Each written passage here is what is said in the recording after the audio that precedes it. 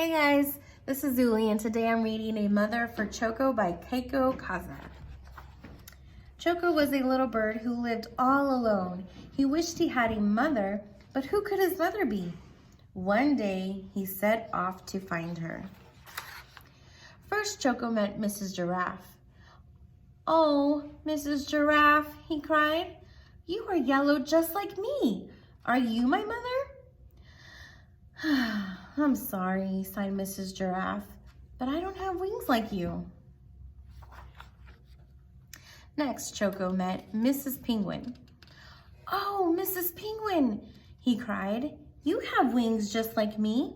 Are you my mother?" "I'm sorry," sighed Mrs. Penguin, "but I don't have big round cheeks like you." Then Choco met Mrs. Walrus. "Oh, Mrs. Walrus," he cried, "you have big round cheeks just like me. Are you my mother?" "Now look," grumped Miss Walrus, "I don't have striped feet like you, so don't bother me." No matter where Choco searched, he couldn't find a mother who looked just like him. When Choco saw Mrs. Bear picking apples, he knew she couldn't be his mother. Mrs. Bear didn't look like him at all. Choco was so sad he started to cry. "Mommy, Mommy, I need a mommy." Mrs. Bear came running to see what was the matter. As she listened to Choco's story, she sighed. "Oh dear, if you had a mommy, what would she do?" "Oh, I'm sure she would hold me," sobbed Choco. "Like this?"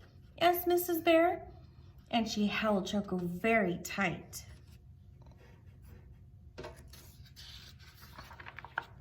"Yes, and I'm sure she would kiss me too," said Choco. "Like this?" asked Mrs. Bear, and she lifted Choco and gave him a big kiss. "Yes, and I'm sure she would sing and dance with me to cheer me up," said Choco. "Like this?" asked Mrs. Bear, and they sang and danced together. When they stopped to rest, Mrs. Bear turned to Choco and said, "Choco, maybe I could be your mother." "You?" Choco cried. "But you aren't yellow, and you don't have wings or big round cheeks or striped feet like me." "My goodness," said Mrs. Bear, that would make me look very funny." Choco thought it was funny too. "Well," said Mrs. Bear, "my other children are waiting for me at home.